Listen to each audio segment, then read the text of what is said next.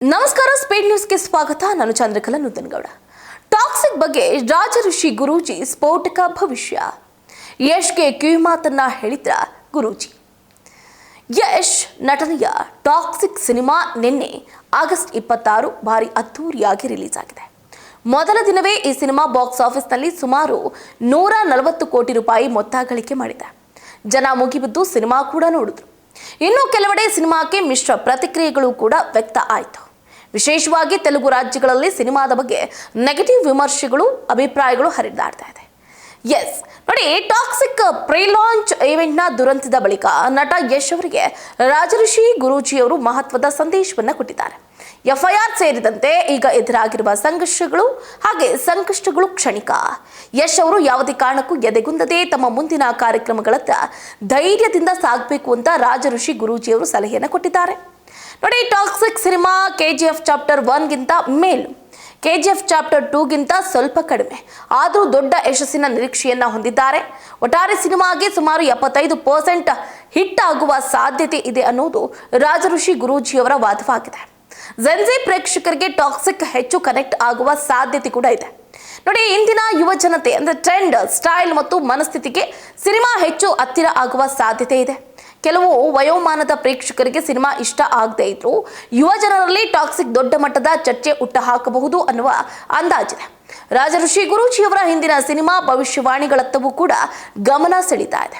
Dhurandhar movie, Kannada movie 45, ಶಾಂತಿ ಕ್ರಾಂತಿ ರಿಲೀಸ್ಗೆ KGF 1 ಹಾಗೂ ಕಾಂತಾರ ಸಿನಿಮಾಗಳ ಬಗ್ಗೆಯೂ ಕೂಡ ರಾಜಋಷಿ ಗುರೂಜಿಯವರು ಕೊಟ್ಟಿದ್ದ ಭವಿಷ್ಯವಾಣಿಗಳು ಯಶಸ್ವಿಯಾಗಿದೆ ಅಂತ ಹೇಳಲಾಗ್ತಿದೆ. ಅದೇ ರೀತಿ ಯಶ್ ಅಭಿನಯದ KGF ಚಾಪ್ಟರ್ 1 ಕುರಿತ ಅವರ ಹಿಂದಿನ ಭವಿಷ್ಯವಾಣಿಯು ಸಕ್ಸಸ್ ಆಗಿದೆ ಅನ್ನೋದು ಗಮನ ಸೆಳೀತಾ ಇದೆ. ಇದೀಗ ಅದೇ ಮಾದರಿಯಲ್ಲಿ ಟಾಕ್ಸಿಕ್ ಸಿನಿಮಾದ ಬಗ್ಗೆಯೂ ಕೂಡ ರಾಜಋಷಿ ಗುರೂಜಿ ಭವಿಷ್ಯವಾಣಿಯನ್ನ ನುಡಿದಿದ್ದು ಹಿಂದಿನ ಭವಿಷ್ಯವಾಣಿಗಳು ಸಕ್ಸಸ್ ಆಗಿದೆ.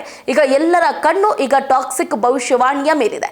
ಅಷ್ಟೇ ಅಲ್ಲದೆ ಇಂತಹ ಸಂಕಷ್ಟ ತಾತ್ಕಾಲಿಕ, ಯಶ್ನ ಹೋರಾಟ ನಿರಂತರ ಅಂತ ಟಾಕ್ಸಿಕ್ ಬಗ್ಗೆ ರಾಜಋಷಿ ಗುರೂಜಿಯವರು ಭವಿಷ್ಯವಾಣಿಯನ್ನ ನುಡಿದಿದ್ದು ಹೀಗೆ. ನಮಸ್ಕಾರ. ಇವತ್ತು ಎಲ್ಲ ಕಡೆನೂ ವೈರಲ್ ಆಗ್ತಿರುವಂಥ ಸೋಷಿಯಲ್ ಮೀಡಿಯಾ ಟಾಪಿಕ್ ಅಂದರೆ ಈ ಒಂದು ಟಾಕ್ಸಿಕ್ ಮೂವಿ ಅಬ್ಬರನೆ ಎಲ್ಲ ಸೋಷಿಯಲ್ ಮೀಡಿಯಲ್ಲಿ ನಡೀತಾ ಇದೆ. ಸೊ ನಾವು ಇದ್ರ ಬಗ್ಗೆ ಹಿಂದೆ ಕೂಡ ಪ್ರೆಡಿಕ್ಷನ್ ಕೊಟ್ಟಿದ್ವಿ. ಏನಪ್ಪಾ ಅಂತಂದರೆ ಈ ಒಂದು ಟಾಕ್ಸಿಕ್ ಮೂವಿ 75% ಹಿಟ್ ಆಗುತ್ತೆ ಅಂತ ಹೇಳಿದ್ವಿ. ಮತ್ತು ಇದನ್ನು ನಾವು ಯಶ್ ಅವ್ರದ ಮೂವಿಯನ್ನು ಕಂಪೇರ್ ಮಾಡಿದ್ವಿ. ಅಂದರೆ KGF ಫಸ್ಟ್ಗಿಂತನೂ ಮೇಲೆ KGF ಚಾಪ್ಟರ್ 2ಗಿಂತನೂ ಕೆಳಗಿರುತ್ತೆ ಅಂತ ಹೇಳಿದ್ವಿ. ಸೊ ನಿನ್ನೆ ನಾವು ಸುಮಾರು ಚಾನಲಲ್ಲಿ, ಸೋಷಿಯಲ್ ಮೀಡಿಯಾದಲ್ಲಿ ಒಂದು ರಿವ್ಯೂವನ್ನು ನೋಡಿದಾಗ ಸೊ ನಾವು ಹೇಳಿರುವಂಥ ಭವಿಷ್ಯವಾಣಿ 100ಕ್ಕೆ 100ರಷ್ಟು ಸತ್ಯವಾಗಿದೆ. ನಾವು ಈ ಒಂದು ಯಶ್ ಫ್ಯಾನ್ಗೆ ಕೊಟ್ಟಂತಹ ಒಂದು ಆಶ್ವಾಸನೆಯ ಮಾತು ಸತ್ಯವಾಗಿದೆ ಅಂತ ಎದ್ದು ತೋರಿಸ್ತಾ ಇತ್ತು. ಇಲ್ಲಿ ಒಂದು ಸಿನಿಮಾ ಸಕ್ಸಸ್ ಲೆವೆಲ್ ಅಂತ ನೋಡಿದಾಗ ನಮಗೆ ಇದು 5 ಲೆವೆಲ್ ಥರ ಸಕ್ಸಸ್ ಬರುತ್ತೆ. ಒಂದು ಫೇಲ್ಯೂರ್ ಅಂದರೆ ಒಂದು ಸಿನಿಮಾದವರು ಒಂದು 100 ರೂಪಾಯಿಯಷ್ಟು ಇನ್ವೆಸ್ಟ್ ಮಾಡಿದಾಗ ಅವರಿಗೆ ಒಂದು 10 ರೂಪಾಯಿನೂ ಹೊಂಡದೇ ಇದ್ದಾಗ ಆ ಮೂವಿ ಫೇಲ್ಯೂರ್ ಅಂತಾರೆ. ಎವ್ರೇಜ್ ಮೂವಿ ಅಂತಂದರೆ ಒಂದು ಸಿನಿಮಾದವರು 100 ರೂಪಾಯಿಯಷ್ಟು ಇನ್ವೆಸ್ಟ್ ಮಾಡಿದಾಗ ಅವರಿಗೆ ಎವ್ರೇಜ್ ಅಮೌಂಟ್ ಅಂದರೆ ಸರಾಸರಿ 40-50 ರೂಪಾಯಿ ಬರದೇ ಇದ್ದಾಗ ಅಯ್ಯಯ್ಯೋ ಅಂತಂದಾಗ ಅದು ಒಂದು ಎವ್ರೇಜ್ ಮೂವಿ ಆಗುತ್ತೆ. ಒಂದು ಹಿಟ್ ಮೂವಿ ಅಂದರೆ ಇಲ್ಲಿ ಏನಾಗುತ್ತೆ, ಬಾಕ್ಸ್ ಆಫೀಸನ್ನು ಕೊಳ್ಳೆ ಹೊಡೆದಂಥ ಮೂವಿ ಹಿಟ್ ಮೂವಿ ಅಂತ ಹೇಳ್ತಾರೆ. ಇಲ್ಲಿ ಈ ಒಂದು ಮೂವಿ ರೇಂಜಲ್ಲಿನೇ ಇವಾಗಿರುವಂತಹ ಟಾಕ್ಸಿಕ್ ಮೂವಿ ಬರುವಂಥದ್ದು. ಇನ್ನು 4ನೇ ಲೆವೆಲ್ ಇದಕ್ಕೆ ಏನಂತಾರೆ ಅಂತಂದರೆ ಬ್ಲಾಕ್ ಬಸ್ಟರ್ ಅಂತಂತಾರೆ. ಬ್ಲಾಕ್ ಬಸ್ಟರ್ ಅಂತಂದರೆ ಏನು? ಇಲ್ಲಿ ಅದು ಬಾಕ್ಸ್ ಆಫೀಸನ್ನು ಕೊಳ್ಳೆ ಹೊಡೆದು, ಅಂದರೆ ಬಾಕ್ಸ್ ಆಫೀಸ್ ತುಂಬ ಚೆನ್ನಾಗಿ ಕಲೆಕ್ಷನ್ ಆಗಿ ಪ್ಲಸ್ ಒಂದು ಪ್ರೇಕ್ಷಕರ ಸ್ಟ್ರಾಂಗ್ ಆದಂತಹ ಒಂದು ಫೀಡ್ಬ್ಯಾಕ್ ಬಂದಾಗ ಆ ಮೂವಿನೇ ಅಂತಾರೆ ಬ್ಲಾಕ್ ಬಸ್ಟರ್ ಅಂತ ಹೇಳ್ತಾರೆ. ಸೊ ಈ ಬ್ಲಾಕ್ ಬಸ್ಟರ್ ಬೀಳುವಂಥದ್ದೇ ನಮ್ಮ KGF 2. ಸೊ ಅದಾದ ನಂತರ ಸಿನಿಮಾ ಇಂಡಸ್ಟ್ರಿಯಲ್ಲಿ 4ನೇ ಲೆವೆಲ್ ಬರುವಂಥದ್ದೇ ಇಂಡಸ್ಟ್ರಿಯಲ್ ಹಿಟ್ ಅಂತಂದರೆ ಆ ಒಂದು ಇಂಡಸ್ಟ್ರಿಯಲ್ಲಿ ಸೋ ಫಾರ್ ಯಾವುದೂ ಕೂಡ ಅಷ್ಟೊಂದು ಅರ್ನಿಂಗ್ ಮಾಡಿರಲ್ಲ ಅಂಥ ಮೂವಿನ ಇಂಡಸ್ಟ್ರಿಯಲ್ ಹಿಟ್ ಅಂತ ಹೇಳ್ತಾರೆ. ಸೊ ಇನ್ನು ಫೈನಲ್ ಆಗಿ ಬರುವಂಥದ್ದೇ ಕಲ್ಟ್ ಮೂವಿ ಅಂತಾರೆ. ಕಲ್ಟ್ ಮೂವಿ ಅಂತಂದ್ರೆ ಅದು ಯಾವತ್ತೂ ಸದಾ ಎವರ್ ಗ್ರೀನ್ ಆಗಿರುತ್ತೆ, ಸದಾ ಅದ್ರ ಹಾಡು ಡೈಲಾಗ್ ಬರ್ತಾನೆ ಇರುತ್ತೆ. ಸೊ ಅದಕ್ಕೆ ಕಲ್ಟ್ ಮೂವಿ ಅಂತ ಹೇಳ್ತಾರೆ. ಇದು ನಾನಲ್ಲ, ನೀವು ಇದೊಂದು ಇಂಡಸ್ಟ್ರಿಯಲ್ ಸಿನಿಮಾ ಸಕ್ಸಸ್ ಲೆವೆಲ್ ಅಂತ ನೋಡಿದಾಗ ಈ ಒಂದು 5 ಕ್ಯಾಟಗರಿ ಬರುತ್ತೆ. ಈ 5 ಕ್ಯಾಟಗರಿಯಲ್ಲಿ ಇವಾಗ ಟಾಕ್ಸಿಕ್ ಇರುವಂಥದ್ದೇ 3rd ಲೆವೆಲ್, ಅಂದರೆ ಬಾಕ್ಸ್ ಆಫೀಸ್ ಹಿಟ್ ಅಂತ ಇರೋದು. ಇಲ್ಲಿ ಬಾಕ್ಸ್ ಆಫೀಸ್ ಹಿಟ್ ಆಲ್ರೆಡಿ ಆಗಿದೆ, ಪ್ಲಸ್ ಜನರ ಒಂದು ಮನಸ್ಸನ್ನು ಗೆಲ್ಲುವಲ್ಲಿ ಇದು ಸಾಧಾರಣ ಒಂದು 60-70% ಅಷ್ಟು ಪೇಚಾಡ್ತಾ ಇದೆ. 60-70% ಬಂದಿದೆ. ಒಂದು 20-25% ಜನ ಮಿಶ್ರವಾದಂತಹ ಪ್ರತಿಕ್ರಿಯೆ ಕೊಟ್ಟಿದ್ದಾರೆ, ಇನ್ನು ಉಳಿದ ಜನ ಇಲ್ಲ ಅಂತ ಹೇಳಿದ್ದಾರೆ. ಸೊ ಆನ್ ಆನ್ ಎವರೇಜ್ ಅಲ್ಲೇ ನೋಡಿದಾಗಲೂ ಕೂಡ ಇದರದ ಒಂದು ಜನಬೆಂಬಲ, ಈ ಮೂವಿ ಜನಬೆಂಬಲ ಕೂಡ ಇದೆ.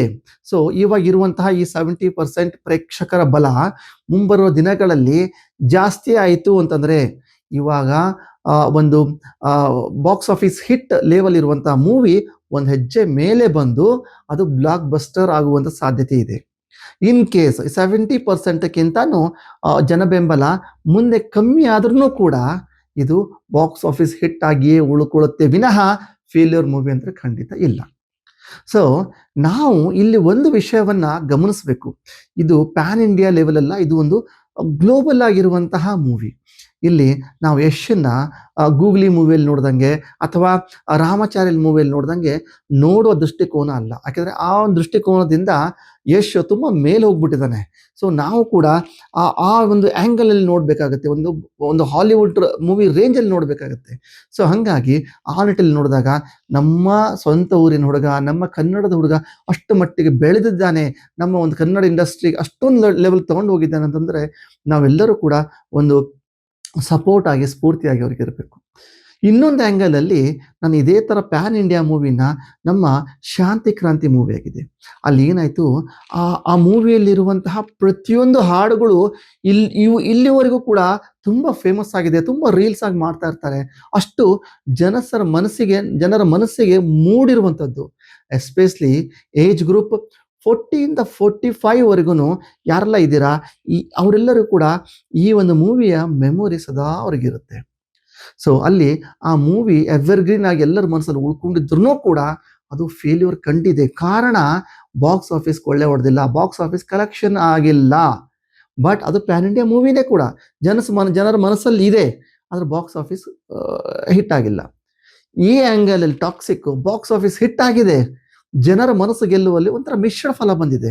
ಸೊ ಫೈನಲ್ ಆಗಿ ನೀವು ಒಂದು ಆನ್ ಪೇಪರ್ ಆನ್ ರೆಕಾರ್ಡ್ ನೋಡಿದಾಗ ಸಿಗುದೆ ಬಾಕ್ಸ್ ಆಫೀಸ್ ರಿಸಲ್ಟ್ ಏನಿದೆ ಅದನ್ನೇ ಸಿಗುತ್ತೆ ವಿನಃ ಜನರಲ್ಲಿ ಮನಸ್ಸಲ್ಲಿ ಏನಿದೆ ಅಂತ ಜನರು ಯಾರು ಹುಡ್ಕೊಂಡು ಹೋಗೋಕ್ಕಾಗಲ್ಲ. ಯಾಕಂದರೆ ಮನುಷ್ಯರ ಮನಸ್ಸು ಚೇಂಜ್ ಆಗ್ತಾನೆ ಹೋಗುತ್ತೆ. ಬಟ್ ಆನ್ ರೆಕಾರ್ಡಲ್ಲಿ ಏನಿದೆ ಅದು ಬಾಕ್ಸ್ ಆಫೀಸ್. ಬಾಕ್ಸ್ ಆಫೀಸ್ ಅಂದರೆ ಏನು ಅಂತ ಅದು ಕೂಡ ಹೇಳ್ತೀನಿ. ಬಾಕ್ಸ್ ಆಫೀಸ್ ನಥಿಂಗ್ ಬಟ್ ನಿಮ್ಮ ಥಿಯೇಟರ್ ಕಲೆಕ್ಷನ್ ಯಾವ ಥರ ಇರುತ್ತೆ. ಸೊ ಆ ಬಾಕ್ಸ್ ಆಫೀಸ್ ಕಲೆಕ್ಷನ್ನು ಈ ಒಂದು ಮೂವಿಗೆ, ಟಾಕ್ಸಿಕ್ ಮೂವಿಗೆ, ನಮ್ಮ ಸ್ಯಾಂಡಲ್ವುಡ್ ಅಲ್ಲ ಬಾಲಿವುಡ್ ಅನ್ನ ಕ್ರ್ಯಾಕ್ ಮಾಡಿ ಮುಂದೆ ಹೋಗಿದೆ. ಧುರಂಧರ್ ಮೂವಿ ಅಂತ ಲಾಸ್ಟ್ ಇಯರ್ ತುಂಬಾನೇ ಪ್ರಚಾರಕ್ಕೆ ಬಂದಂತ ತುಂಬಾ ಗಳಿಸಿರುವಂತಹ ಆ ಧುರಂಧರ್ ಮೂವಿಯ ಒಂದು ಬಾಕ್ಸ್ ಆಫೀಸ್ ರೆಕಾರ್ಡ್ ಅನ್ನ ಬ್ರೇಕ್ ಮಾಡಿದೆ. ಸೊ ಆ ಲೆವೆಲ್ಗೆ ಈ ಮೂವಿ ಹೋಗ್ತಾ ಇದೆ. ಹಾಗಾಗಿ ನಾವು ಹೇಳಿರುವಂತಹ ಒಂದು ಪ್ರಿಡಿಕ್ಷನ್ನು, ಎಸ್ಪೆಷಲಿ ಯಶ್ ಫ್ಯಾನ್ಸ್ ನಾವು ಕೊಟ್ಟಂತಹ ಒಂದು ಭವಿಷ್ಯವಾಣಿ ಆಗಲಿ, ಮಾತಾಗಲಿ, ಇವತ್ತಿನ ದಿನ 100% ಅದು ಸಕ್ಸಸ್ ಆಗಿದೆ. ಈ ಮೂವಿ ಇವಾಗ ಬಾಕ್ಸ್ ಆಫೀಸ್ ಹಿಟ್ ಆಗಿದೆ. ಮುಂದೆ ಜನಗಳ ಒಂದು ಬಾಯಿಂದ ಒಂದು ಬೆಳ್ತಾ ಹೋದಂಗೆ ಈ ಮೂವಿ ಲೆವೆಲ್ ಕೂಡ ಹಂತವಾಗಿ ಏಳಿಗೆ ಆಗುವಂಥದ್ದು, ಏಳಿಗೆ ಆಗಲಿ ಅಂತ ನಾನು ದೇವರಲ್ಲಿ ಪ್ರಾರ್ಥಿಸ್ತಿದ್ದೀನಿ. ಮುಂದೆ ಇದೇ ಥರನಾದ ಯಾವುದೆಲ್ಲ ವೈರಲ್ ಟಾಪಿಕ್ ಇರುತ್ತೋ, ವೈರಲ್ ಆಗಿರುವಂಥ ವಿಷಯಗಳಿರುತ್ತೋ ಅವನ್ನ ನನ್ನ ಒಂದು ದೃಷ್ಟಿಕೋನದಲ್ಲಿ ಭವಿಷ್ಯವಾಣಿ ಮುಖಾಂತರ ಅನಲೈಸ್ ಮಾಡಿ ಹೇಳುವಂತಹ ಪ್ರಯತ್ನ ನಾನು ಮಾಡ್ತೀನಿ. ಸೊ ಇಷ್ಟು ಹೇಳುತ್ತಾ ಇವತ್ತಿನ ಸಂಚಿಕೆಗೆ ಅಲ್ಪರಾಮ ಮಾಡ್ತಿದ್ದೀನಿ. ಸರ್ವೇ ಜನ ಸುಖಿನೋ ಭವಂತು. ನೋಡಿದ್ರಲ್ಲ, ಭವಿಷ್ಯವಾಣಿಯನ್ನ ನುಡಿದಿದ್ದು ಹೀಗೆ ರಾಜಋಷಿ ಗುರೂಜಿಯವರು. ಇದಾಗಿತ್ತು ಇವರಿಗಿನ ಅಪ್ಡೇಟ್. ನೋಡ್ತಾ ಇರಿ ಸ್ಪೀಡ್ ನ್ಯೂಸ್, ಸುದ್ದಿ ನಿಮ್ಮದು, ವೇಗ ನಮ್ಮದು.